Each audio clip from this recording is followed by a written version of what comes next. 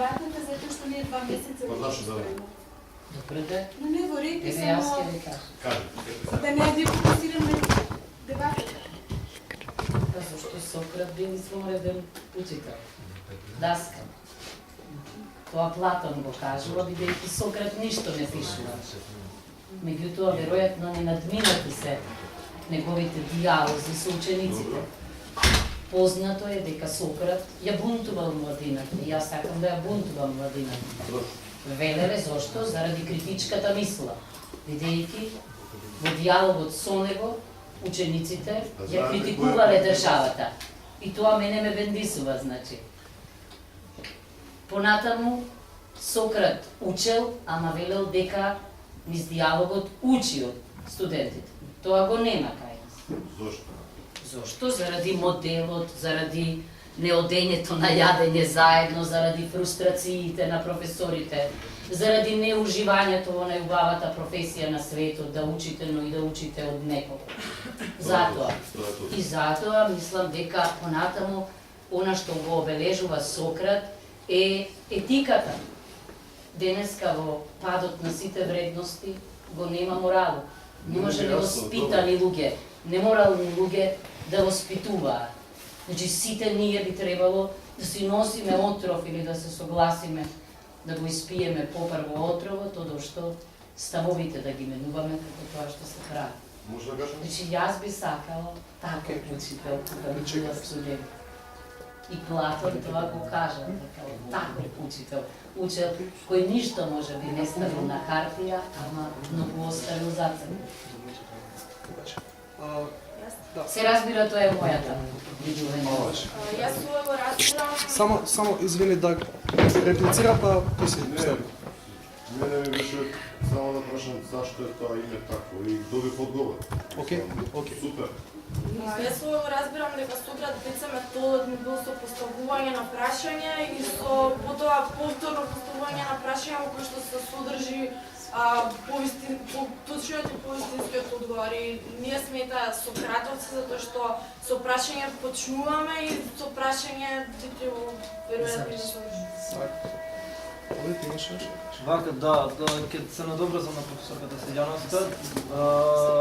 Една работа што има многу важна Сократ е тоа што се противил на софистите. Софистите се оние кои што професори не предаваат од љубов туку за пари. Денеска ова капиталистичко општество губише целиот образовен систем, да не кажем колку свеста и понатака да не идеме до природата и екологијата, да почнеме од ова што е нашата област, да го вратиме квалитетот и да ги вратиме правилните вредности на човекот најпрва, потоа на студентот кој што понатаму, како што нели е познато и во секоја влада, да не кажеме, и иднината на што пропагирате, иднината на секој општество, што не е без суштина. И она за кое што ние се собираме да ги вратиме вредностите, да го вратиме квалитетот и да ги вратиме чувствата и блискоста, со тоа и оваа втора трибина, која што можам да ја наречам многу пофундаментална отколку онаа што не беше прва, но сепак заради тајмингот и заради тоа што беше актуелно.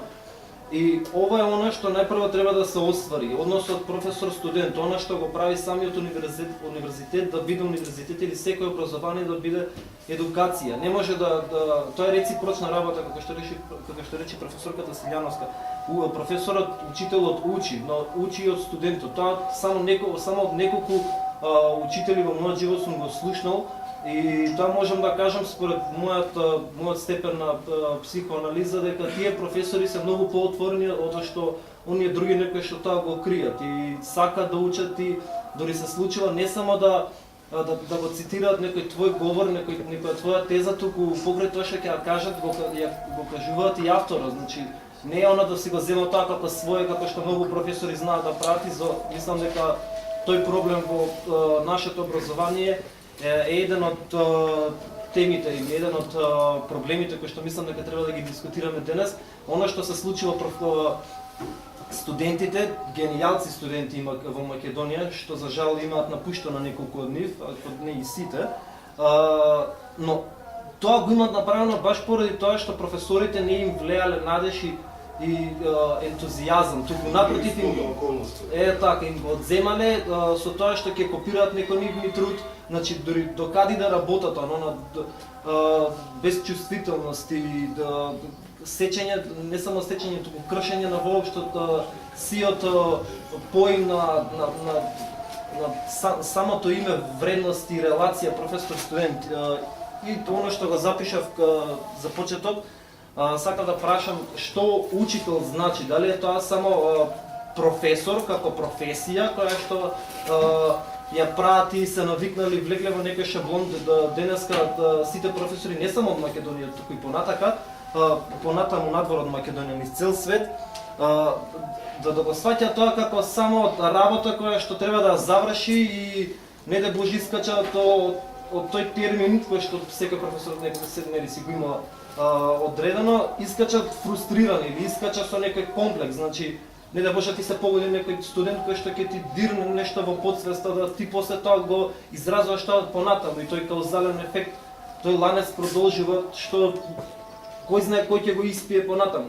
И тоа ми беше едно од прашањата, што значи тоа учител денес. Ја го сваќав тоа како си мислев дека ќе отидам на факултет со професорите, ќе отидеме, ќе излеземе надвор, ќе правиме муабети надворот, тоа што е запишано во учебникот, како што професорот Николас предложи да го гледаме Dead Poets Society, значи Друштво на мртвите поети е стварно изворен филм кој што не знам дали Па ќе направиме. Мислам дека ќе го направиме тоа понатаму, значи покажува она како треба да уствари професор студент релацијата да биде да се вреже еден сегмент во мозокот на секој студент и што понатаму ќе биде возрастен човек да има критична мисла и да биде свој.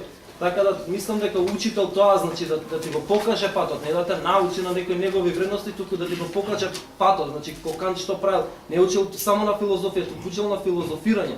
И ја тоа го очекував и го добив само од некои професори што дури се на филозофски, што очекуваме дека на филозофски професорите се така нели поотворени филозофии, мечтаат со нова. Да, студентот,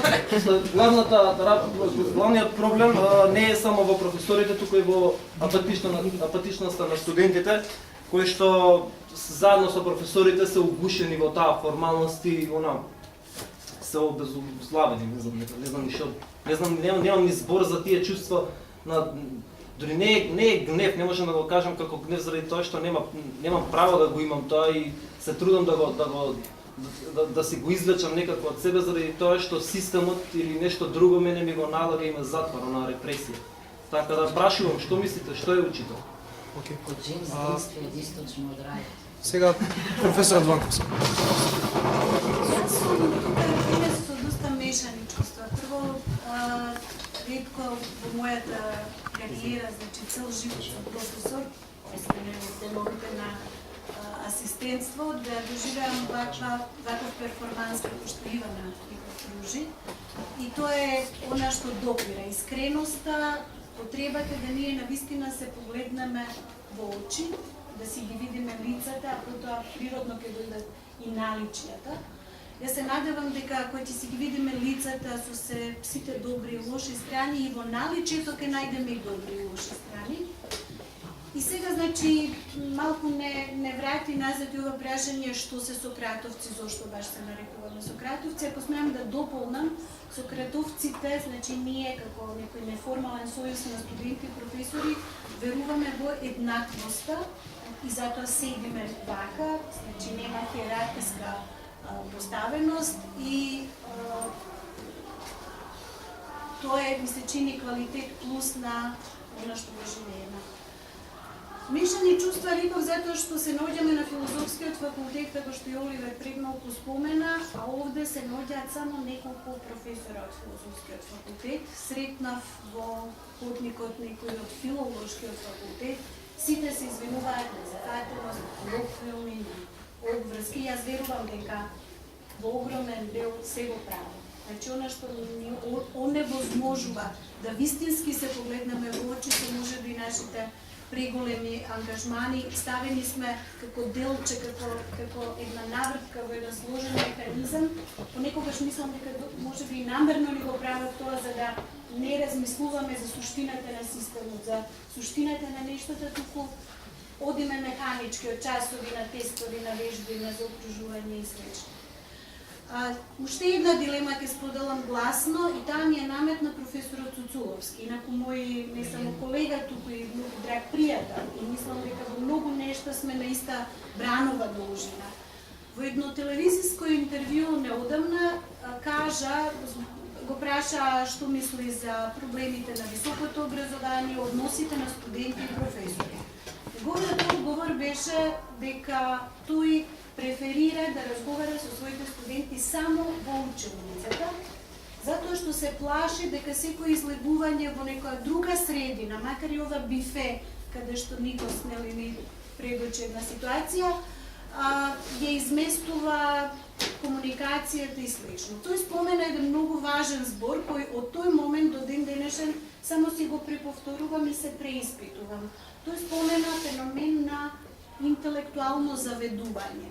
Тој како професор, кој верувам дека е длабоко доблесен и сериозен и значи со многу љубов ја прави својата работа, се плаши дека можеби нашите авторитети како професори, не во на карикирана форма се знајковци, туку можеби баш оние меѓу нас кои заслужуваат вистински респект, можат да да направат и лошо наместо добро. Ако по силата на својот авторитет, углед, што го имаат, моделираат начин на размислување во една ваква средина.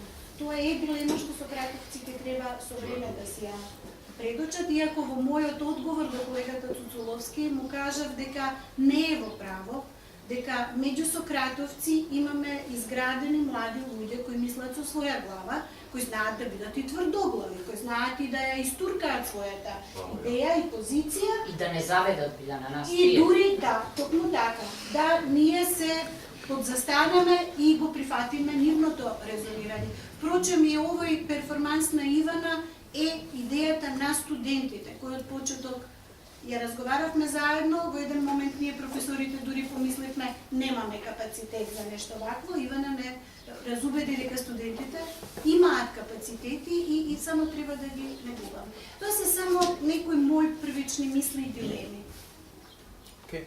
Значи, сакам да се надоврзам на професорката Силјановска, која што многу добро кажа дека учител е всушност оној кој што ќе натера младината да бунтува, значи ќе натера да осознае повеќе